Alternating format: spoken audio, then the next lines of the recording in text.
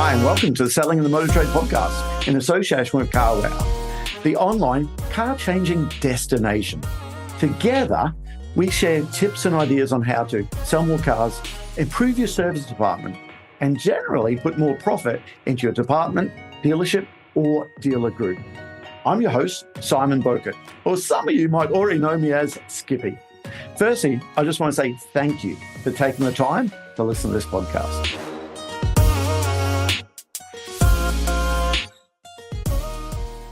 Hi, and welcome to another episode of Selling in the Motor Trade. It's my pleasure this time to welcome back a good friend of the show and Chris Wiseman, who's been on the show right at the beginning. I think Chris was actually episode number 4 or number 5 about 3 years ago. So welcome back, Chris. Hi, welcome. Great to be here again. Just a bit of correction on that. 2020 was the episode 6. I just looked it up. His research is everything, Skip. Research is everything. Wow, that is actually 5 years ago now. 2020, episode number 6. Absolutely brilliant. Well, listen, lots have changed, in that time. Can I ask you, what's changed for you and Wessex Motor Group in that time? What's been some of the biggest developments you've overseen? Yeah, we've had a good 5 years. We've had some highs and lows. We've had some of our best ever performing years in that period. Coming out of COVID was an incredibly transitional period for us. A lot of consolidation that went on, and really we spent 5 years planning what's next. Some key movements with some of our franchises, some key developments, which I'm sure we'll talk about later. But yeah, period of consolidation and dealing with what's next around the corner. This is an industry, as we all know, that's in an incredible state of flux at the minute, with things coming at us from every angle, aren't they? So it never has stayed still for any period of time, but it just seems we came straight out of COVID into another phase of change completely. Yeah, exactly. Now, listen, Wessex, you've recently expanded with a major new site in Cardiff. Can I ask you, what does that acquisition mean for the business, your customers, and how does it fit into your overall growth strategy for Wessex Motor Group? It was part of a 5-year plan that we had, really, going back post COVID of what we were going to do and which manufacturers we were going to really invest in. It's the second part of a big development. We've gone through a process of refurbishment for all our Kia businesses, up to the new Kia corporate CI. And we're pretty much completed with that. We've got one left to do, which is another big announcement that we've got coming up in probably the next 3 or 4 weeks, where we'll be able to let people know what we're doing to one of our big sites, and that's probably the biggest investment we've ever made as a group. Certainly in the 25 years that I've worked there. But latterly, last week, we took possession of the old Kazoo site in Cardiff. In fact, I'm sat here, I'm writing with a Kazoo pen because we found a box of them when we went in the dealership. But that's a fantastic site. It's ex-Kazoo, but it's also ex-Imperial Cars, and prior to that, it was a Land Rover site. Mm-hmm. So the facility is superb. The space on the site is great. The location is probably one of the best in Cardiff, I think. It's immediately opposite our current businesses, and the plan there is to relocate Hyundai into a facility that's fit for purpose. Really, we've outgrown our current Hyundai showroom. Mm-hmm. Hyundai are going through a phase of reallocating markets, working with some key partners. We're one of those key partners, and Cardiff offered us a great opportunity. We've been working on it for 2 years, trying to first buy it and now ended up leasing it. But we think in, 4-6 weeks maybe, we'll have that site operational. Mm-hmm. It will literally double our capabilities for Hyundai in Cardiff and free up congestion on the other site over the road for Kia. So I'm really looking forward to that. It's a great location, and I think it will really represent the brand in the right way. Bigger facilities, better parking, more modern, bigger showrooms, Yeah, everything about it going into a soulless location for the Mm, brand is right at this time. Some brands it's the right time at the right place to expand. mm. For us, Hyundai is exactly that time.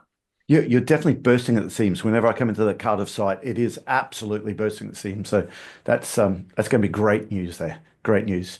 Can I just ask you, Chris, a little bit about how do you see the relationship between the OEMs, the car manufacturers, and dealerships evolving in this market? What do you do for Wessex to build that strong partnership with your brand? Because it's changing all the time. Is that still as important today as it was all those years ago? I think it's the brand relations is more important today than it's ever been. When you've got a market that's in the amount of flux that we're in at the minute, which is a challenge for everything. I think having that, let's say, true partnership is really important. I think as an industry, the OEM relationship to the dealer network has always been, and this is a bit of a wide statement, but it's always been a little bit stretched. It's always been a little bit Mm, of a tenuous link there. There always seems to be a couple of different agendas running, whether you're the dealer or whether you're the OEM. But I think today that dynamic is changing completely. Well, it has to change completely. The days of the OEM dictating to the network need to finish. They need to change. It needs to be a true partnership in the spirit of partnership. I was talking to an OEM and another somebody else from a dealer group, and I think when we were chatting around the table, it became quite clear that really OEMs aren't particularly good at um, knowing dealer groups and how they operate and the issues that affect us. Some of the cost-based issues that we've got, they're very quick to impose additional costs without realizing it. mm, But secondly, the dealer network don't really understand the pressures that OEMs are under mm, and understand how complex that relationship is. I couldn't sit here and talk with any level of authority on what an OEM has to do or a national sales company has to do in the UK to make sure that a car gets built mm, on time, shipped here, arriving here, mm, the quality and everything else. That supply chain has got so many moving parts to it. We can't even possibly understand what that is. And likewise, I don't think sometimes the manufacturers, because they don't have necessarily the experience level of working within a dealer network, they're appointing maybe people from a graduate scheme historically. They don't really understand what it means to work in a dealership. They don't really understand the cost base that we're managing on a day-to-day basis, that wholesaling cars to us or interest-bearing cars or the amount of demos that we run, the amount of courtesy cars we run, those costs just mount up. And when interest rates are virtually nothing, then no one has really a problem with it. mm, But when interest rates are 6, 7%, mm, that's a huge amount of cost base that we're adding every single day. But I think that partnership really, and it is a sweeping statement, does vary from brand to brand. There are particular brands out there that we work with and that I know of that have incredibly good relationships with the dealer network and really try to make that work with all the best intentions. And there are others, I think, that are more dictatorial in the way that they operate or are under more constraints from their parent companies in Europe or overseas, where they have all the right intentions. They have the right intentions. It's discussed with the dealer groups. There's a plan moving forward, but as that flows through the chain of command back to the homeland or back to Europe, whatever it is, then that gets diluted or it gets blocked by people that maybe don't understand the market that we're in at the moment. But mm, I think to answer your question, I don't think it's been more important in mm. today's world to have that true spirit of partnership. We're all dealing with the same problem. We're all dealing with exactly the same problems all We the want the time. same thing We ultimately, all want don't the we? same outcome. We all want to Yeah. sell more cars. We all want to give a customer experience. We all want to make money. Um, the pot is certainly getting a bit smaller of how much we can make. Therefore, OEMs want their share, dealer network want their share. And if we're not careful, I think we could end up with a bit of a broken model. And I think it's on the cusp. I think the traditional franchise, dealer model is close to breaking point at the minute. You're dangerously talking about the A word here, the agency model. And listen, there's lots of talk about agency for our viewers in America and Canada, because we talk about agency on this podcast in the past, and I know Chris has, and I do get comments, people saying, "Oh, sorry, what's that all about?" I know in the UK we will definitely know this, but agencies where the brand sells directly to the dealership, directly to the customer, and the dealer becomes a delivery agent, hence the agency sales model. Hey, Chris, based on that, can I get your take now on agency and what impact it would have for deals like Wessex, especially when it comes to accessing the customer's data, delivering a seamless omni-channel experience to the buyer? What's your views on? Because it's a changing feast. Again, people not in this country. We've had some big manufacturers, JLR saying they're not doing it. Volkswagen, the Audi Group have put it on ice. I want to get your views now, Chris, on where you're up to with agency, and has it changed over the, well, 5 years ago when we first sat down and chatted? Um, Absolutely, it's changed. I think we don't deal with any brands currently that are a true agency model. We have some import arrangements, but we don't. Our main brands aren't agency models. Mm. When it was first talked about and when we first looked at it, I couldn't see how it was going to work. I couldn't see how it would help the dealer network, and I was probably the on the not sitting on the fence, but clearly on one side of the fence that agency was completely wrong for our business. I'm not so sure now, if I'm honest. I think the reason they true agency I'm talking here, Mm. a lot of people have pulled away from that is purely the cost base. They recognise Yeah. the cost base and we all know when it's a pull market, Mm. agency works. When Yeah. interest rates are low and it's a pull market, the model probably is close to working as good as it can do. But when OEMs need volume, Yeah. when it's a push market, especially now when we're in this transition of EV, Z mandate, then I think it really highlights the problems that exist within that sort of model, i.e., the amount of funding it takes, the logistics, the storage issues, the risk attached to it. So I think it seems to be. I mean, I think there are brands making it work and have made it work. They've gone through a bit of pain, but they're making it work okay at the moment, and the network seems to be okay with it. Um, Whether that works for the real volume brands, I I question at the moment. Um, but I think there is a hybrid model out there that needs to be looked at, um, because that's what you need for the best customer experience. I'm not sure that uh, I've seen the real data that says the agency model is the best possible customer experience you can get.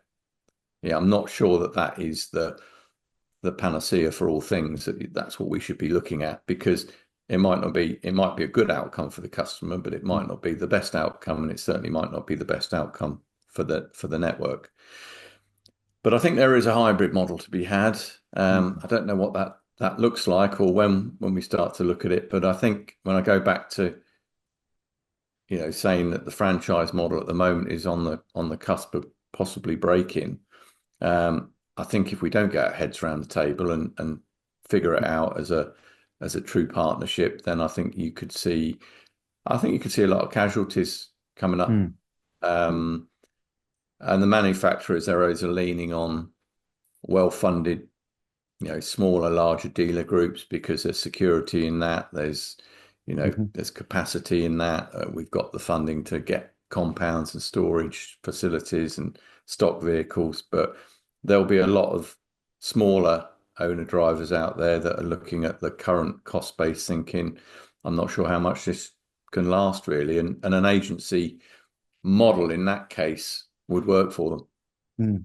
It's interesting what you said about the customer service on a pure agency model.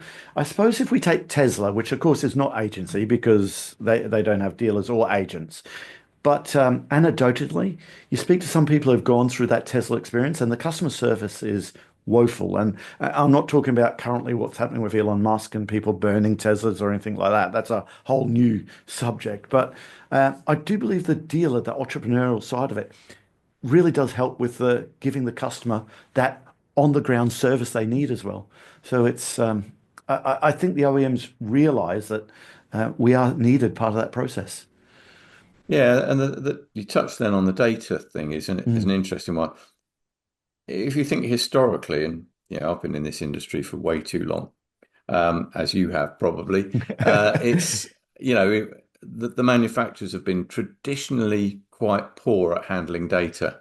Mm. They've had the data. Look at how many new cars we've been sold and how much data they've accumulated from order forms and Yep. AFRL and registration data. They've had that data. It's been available to them, but they've been really poor at how Mm. they work it. And I've sat over the years in many meetings of Mm. people showing me a timeline of the customer experience and when they're Hmm. going to get when Yep. we're going to reapproach them and resolicit them and it all falls down. I think a lot with technology, really, and different agendas. Every little department along the way has got a slightly different agenda, and the after sales is disconnected. I'm talking from a manufacturer point of Yeah. view. The after Yeah. sales becomes disconnected. The finance historically has been disconnected to it. Mm. For sure. So there's too many disconnects. So it never really works because they're never holding all of the data. Because as soon as a customer leaves and comes into our world, we're using different systems and we're using different processes to Mm. handle that customer experience. So I still think we're the best suited to Mm. handle the customer journey, and Hmm. without a shadow of a doubt. But I think there's a lot that a manufacturer can do to assist it and Mm. and to work with the network and let us work with them to try and understand what that process looks like from a customer perspective that maybe gives the best customer outcome and the best dealer outcome, which will undoubtedly give the OEMs the best outcome as well. Mm.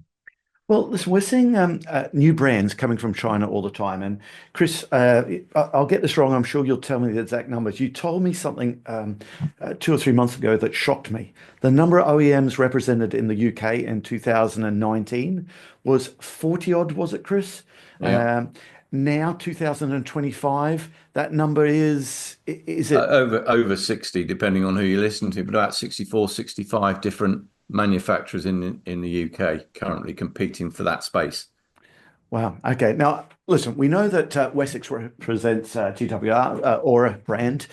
What excites you about these new Chinese entrants, and how your customers reacting to unfamiliar brands? How you're integrating them into the Wessex business? The the first thing I think you have to understand when you're looking at these brands is the speed and the scale that they're entering the UK. They've seen a gap in the market, once in a lifetime opportunity for them to come in. You've got a government pushing a Z mandate. The predominance for their product is EV. Mhm. They're in control of the supply chain, and they've seen a gap in the market where some of the legacy OEMs have been, let's say, they've been caught napping a little bit, and that gap's opened up, and China have come in with speed and scale, and they're globally the biggest manufacturer of cars, in the world. They have vertically integrated supply chains where they're manufacturing everything for the cars. But I think the biggest difference that I'm understanding or I'm learning is the difference between a traditional car manufacturer Mhm. and an OE and a technology company. And generally speaking, the Chinese brands tend to be around technology Mhm. rather than, I guess, and the connected services and all the bits it can add on to it, rather than the driving experience of an ICE vehicle. Mhm. We're Mhm. we're we're, we're shifting. We're shifting into. I saw a great presentation the other day from a guy that said, and I'm plagiarizing because these aren't my words. Yesterday we were dealing with a product. Today we're dealing with which was an ICE product. It didn't really change. It was a petrol car. It might have been slightly changed in terms of a facelift or whatever, but it was a driving experience based on an ICE car, and that's all we needed to know about. And today we're dealing with products and services that are connected, connected services and a bit of technology. And then tomorrow we're going to be dealing more with those services and then talking more about experience, the customer Yeah. experience. So how the customer gets into a car, how the customer connects to it, what it offers him, what it does to him. Does it connect with his phone? Does it connect with all that? And then tomorrow in the future, are we just going to be talking about an experience? Because this kind of getting used to dealing with a technology company and not a car manufacturer is a different perspective. I saw a product. I won't say what it was, but we were looking at a new entrant into the UK car that is coming here very, very shortly. And then there was another car in the showroom that I was looking at, and it looked superb. It looked absolutely beautiful. My question was, if we take a brand, that car and that on your brand, when do we get this amazing looking car that you're seeing in front of me? And the answer came back, which, well, you probably won't because it's 2 years old. And I'm like, I'd have that. 2 years old for a product. Oh, sorry. So 2 years old, they think it's out of date. It's out of date. Wow. And if you think of a legacy OEM and a traditional Yeah. route to market, it's 5 years, 7 years, it's a couple of facelifts, it's all of that. But these companies are now just building cars around technology Like and an almost iPhone. Yeah. almost reskinning. And that's a real eye opener when you look at that, because the discussion is not around with them the necessarily the maybe not the look of the car or the driving experience per se. And don't get me wrong, an EV is a superb drive, and I drive one and have done for years. But what they're talking about now is the first thing is, what's the autonomous driving like? And I didn't think I'd ever see autonomous driving in my time in the industry, Yeah. but in China, that's the first thing they say. What is the autonomous driving like? What has it got? What can it do for me in that respect? Then what can it do with connectivity and with my iPhone and everything I need to do? And then what can it do further down the line? Because they know it drives well. They know how it's going to drive. It's going to drive superbly. Take away the emotive side of driving a petrol car. An EV drives better. There's no question about it. And they've latched onto it. And that's, of course, they get the early adopters, the technology curve. The early adopters love all that. But we're almost getting out of that phase now into where we need to get into the mass market. And that's the struggle that everybody's got at the moment. And I think that's why, okay, I'll reference, we don't have them, but BYD. BYD with their commitment, their spend in marketing, The speed they've conquered. speed and scale. I think they're up to 100 dealer points now, or something. Could even be more. Jayco Omoda, the same sort of thing. They are advertising Chinese brands for everybody. So hence, once they've conquered that and they become a brand name, the gateway for other Chinese brands is huge. And some will stick and some won't. It's picking the right winner, I suppose. The other thing, Donald Trump this week has just said there's going to be 25% tariffs on all cars going into America. Surely, if you're a Chinese OEM, you'd have to be looking at Europe, the rest of the world, then, won't you? So, are we just going to get more and more of the Chinese looking at this, as you said, a golden opportunity for them?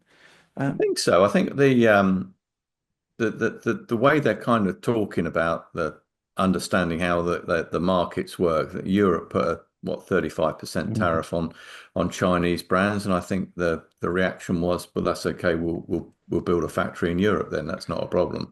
And that's kind of their mentality. And of course we are not putting tariffs on at the moment, so we are clearly a target for them. I mean, I think it's bad for the UK motor industry. I think it's worth about 7 billion annually to us, the US market. So I think that signifies another problem that we the OEMs have got to deal with, because the cost of that level of business now will be Yeah. huge, huge. Yeah, it's going to be very interesting. And some of these Chinese brands, I was in Ireland yesterday, and Xpeng, they're talking about this flying car. And I'm thinking this is like Jetsons or something like that. This is Back to the Future. But this is now, Chris. It, Now, I'm it sure. it properly exists. I think it will pick you up from your the airport in Dubai and fly you autonomously to the roof of your hotel, Wow. and it's there and it exists. I mean, I'm not sure whether I'd get in it, but It's you're a flyer, Skipper. You might know. not for me yet. I'd still like a bit of control over something flying, I think, to start with. But definitely interesting times with the Chinese coming. It's well, sorry, we can't say that. They're here now, aren't they? They Yeah, really are here, and I suppose it's picking the right winner as well, because I'm sure some of them will fall to the wayside. But actually, having said that, people who fall to the wayside might be the French, the legacy manufacturers. Um, that. I think there are a few brands, and I don't think you can just say Mm, those with a small market share. I think those with a bigger market share may also be reconsidering their position in the UK, mm. and whether they want to operate in that market. I mean, we've got a static market for the next 12 months plus, with, as you said, significantly more entrants in there. Um, but I haven't seen any of the targets for my current manufacturers reduce.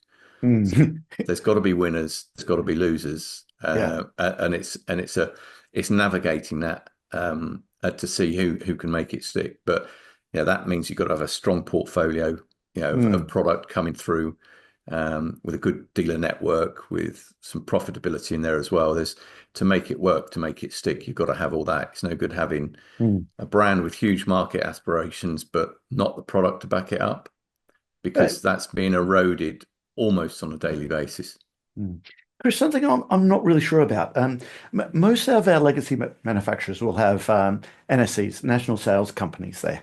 But I'm sure some of these, so many brands coming in, more of them will look at importers to distribute their products. Do you see any difference yourself dealing with an importer as opposed to the manufacturer-owned subsidiary when it comes to support, strategy, flexibility? I'm just not sure of the difference, or is there a difference? Yeah, there's a considerable difference depending on the brand. Mm, You tend to have, I'm going to say, less reliance on somebody talking about market share. The traditional OEMs and national sales companies are very wrapped up in market share all the time.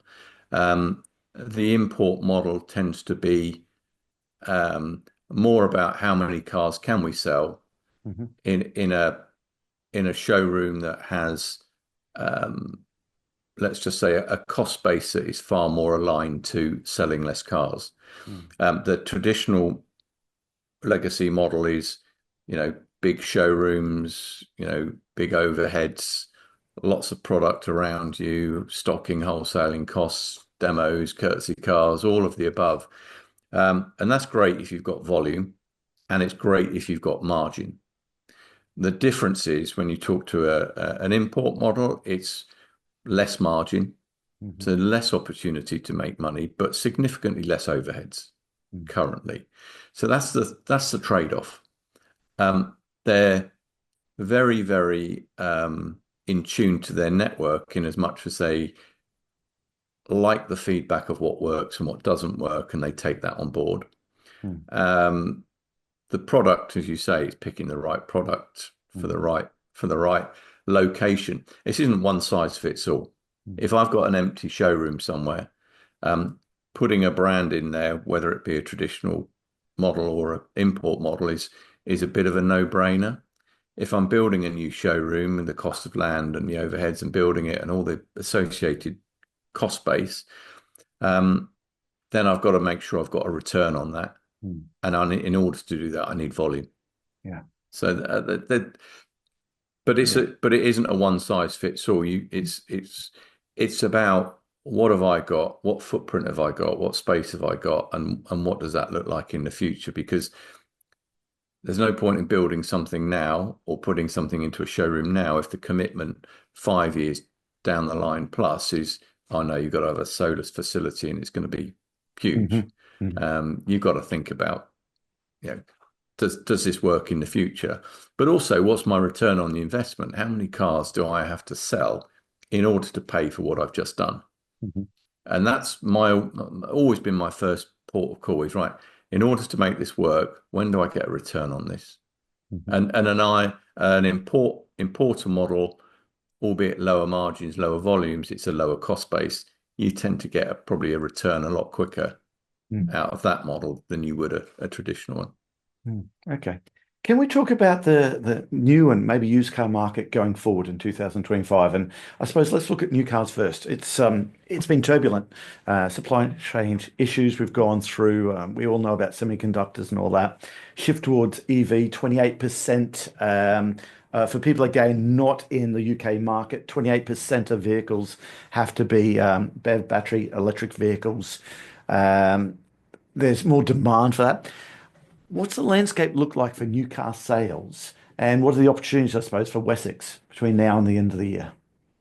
The landscape looks Mm. turbulent, and I said it, I think at the beginning of last year, and I'll say it probably again this time. I think when you get into the last quarter of this year, it looks like a bloodbath of everybody fighting for that. I think the manufacturers are reacting quicker.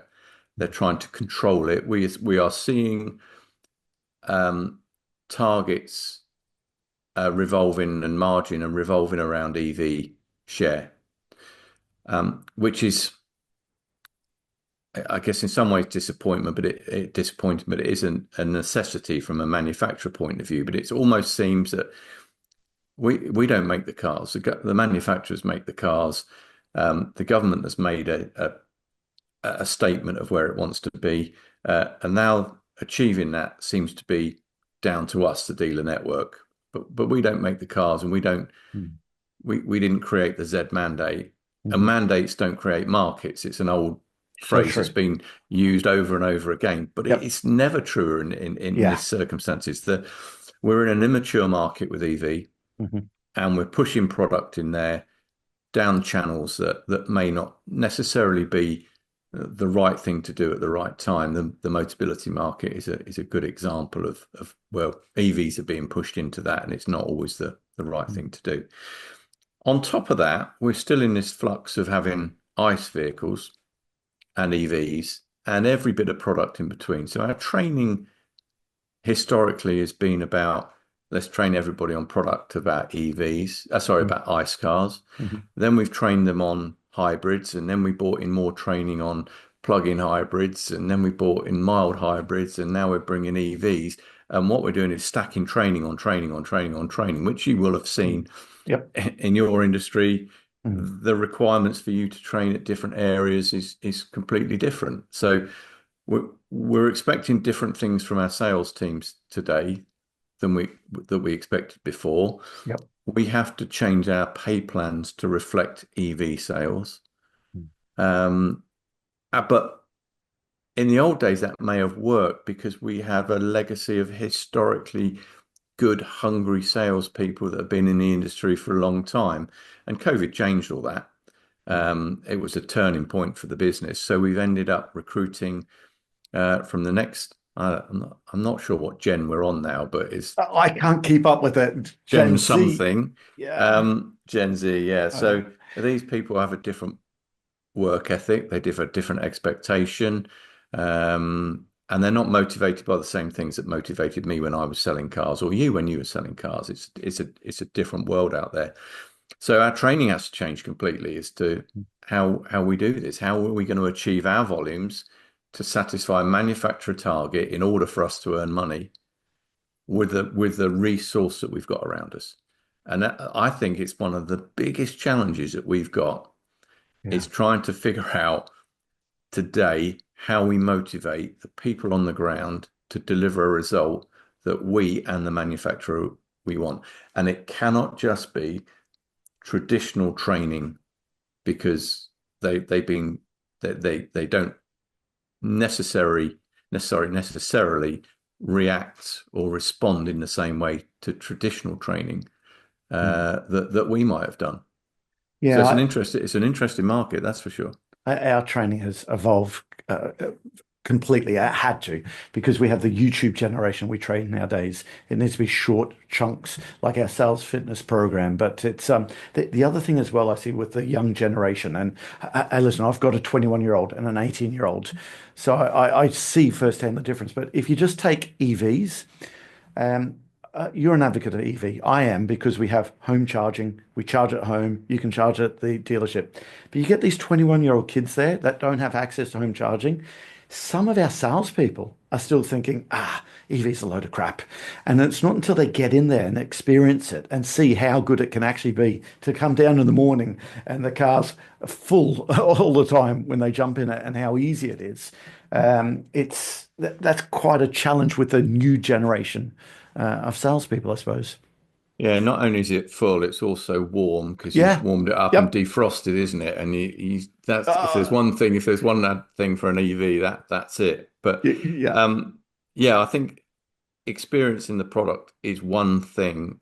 Understanding this, huge ratio of EV customers being they're not brand loyal, they're brand agnostic now. So So yeah. I think I think at the latest Auto Trader stats they're talking about it's a 20% brand loyalty thing with EVs as opposed to a 50-60% with Yep.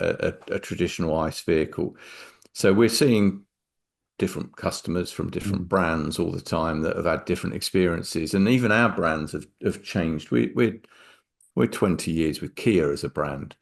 Our first cars were Kia Prides. They were 4,995, I think we were selling them for. We're selling £75,000 EV9s now, Yeah. and we're in the Range Rover territory and But not just BMW that. territory. There's EV3, EV6, 4, 5, 7. I can't keep up with it. Yeah. The range that Kia has there is immense. And that's not just Kia, that's across Yeah. many brands. And of course, we will inevitably get people comparing our brands to, every other brand that's in the Mm. marketplace. I think what you've got with a brand like Kia and Hyundai to a degree as well, um, you've got good EV products. When they do come in, if we are the first point of contact, we got a better chance of retaining that customer than anybody else. But we've probably only got one chance of doing it Mm. because once they leave or once we lose contact with them, they're then comparing with every other brand, Mm.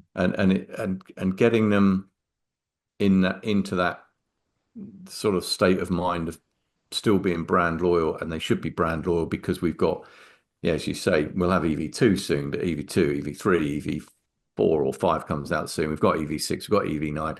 No, that's just in the Kia brand. We've got Nero EV as well. Where do you want to stop with it? Yeah. But we won't, they will have a reason to keep them. Mm. But when they come in and you've only got one EV to show them or two EVs in the range, then they may not have the car. If they want an SUV and you haven't got an SUV that's an EV, you've lost that customer. That's gone. That customer's gone. Mm. So the speed of getting new products to market is essential for the new car market. Um, if manufacturers want to keep market share, then they've got to give us a product that we need around us to keep Mm. that market share and retain those customers, because that's what makes the franchises viable, for want of a better word. Is our business is about customer retention. That's one of the tools that we need for customer retention. Mm. So let's talk about used cars now. So we know that the amount of new cars sold a few years ago was significantly less because of semiconductors. We couldn't get the cars, supply chains, so forth. The knock-on effect has to be used cars. Okay, how many millions of cars less have we got to sell now in 2025 there? Can I get your views on the state of the used car market then? And what's going to happen with supply, pricing then? It's still going to be high if we haven't got them. Customer demand. Can I get your views on what's going to happen in the used car market? It's that's as interesting as a new car market, to be honest, and certainly point remains a bit of an enigma to me sometimes. I think that in answer to your question, the number of the number of less cars on the road, 3 to 5 years old currently today, is about 3 million. 3 million. Okay. So in my view, that's, first of all, that's 3 million less customers that we're seeing in our service departments. Number Wow, one. of course. Didn't think about that. Of course. Across the UK, I'm talking. That's 3 million less 3 to 5 year old cars that we can resolicit to get back in to buy their next car because they're out of that cycle, or they were never in that cycle. But that's 3 million less 3 to 5 year old cars that we can buy and sell. And as main dealers, that tends to be bread and butter stuff. That's what we deal in. So there's been, I guess, a trend towards expanding the range and age of cars that you're selling in order to make up that deficit of cars. We've seen that, and inevitably that's pushing up the price that we're having to pay to buy that stock, because everybody wants 3 to 5 year old cars in the marketplace at the moment. Interestingly, I think, just digressing slightly, that I think the last quarter, 3 year old EVs were the fastest selling used car on Auto Trader. So that's a kind of tells you where that shift is. And the reason is because they're cheap. Yeah, when it gets to that price point. Absolutely. Customers like the EVs when the price point's right. When the price point's right, absolutely. Yeah. So price parity is huge. But we digress. But the bit I constantly question, I constantly can't see this, is the disparity between what we have to pay for a price for a used car today, if we're buying it through auctions or through manufacturers, it doesn't matter. We are paying cap plus. But we are not seeing retail prices increase by the same amount. So you're not seeing the cap retail price or the market retail price. And you can argue that we set the retail price because we put the price on Auto Trader, and therefore that's how they get their data. We're not seeing that price significantly increase at the same level that we are paying for cars. So we are having our margins squeezed. Turnover's great. We measure our cars. I think we're currently sat at about 67-68% of our stock is sold in the first 45 days. And that's a critical measurement for us, because we want to know that's where the sweet spot is. That's where we make the most money. So we're turning cars faster. Our stock turn is higher. The cars we do get, we sell, but the market is still suppressed in terms of the retail price of that product. And I struggle to understand that. It always lags behind it. And the only thing I can put it down to is that the market is realigning. Retail pricing is realigning to where we were pre-COVID. When pre-COVID, every used car we sold at an absolute premium, and retail prices were through the roof because you couldn't get cars. Everybody wanted cars because they weren't using public transport. They weren't necessarily looking at a new car because we couldn't get them. So everybody wanted used cars, and the prices went through the roof, and simply everybody had it away, didn't they? It was boom time. I think we are seeing an absolute realignment of the market to post-COVID times, but combined with a shortage of used cars currently in the sweet spot of 3 to 5 years. So it's great. The used car market's buoyant at the moment. I don't speak to anybody that doesn't say it's a really strong used car market at the minute. But the challenge will remain getting the right stock. So you've got to try and figure out where you're going to get the stock from, which means that you've got to start converting people in the workshops and bringing their cars in for service and buying those cars first and foremost. Yeah. That just leaves me to say that all details of this episode and other episodes on the selling in the motor trade can be found on our website, simcotraining.co.uk. Go there to get a copy of our book, Words That Sell Cars. Go there to sign up to a free trial of our Sales Fitness online sales training program. Easiest way to get hold of me is Simon Bowkett through LinkedIn. Thank you.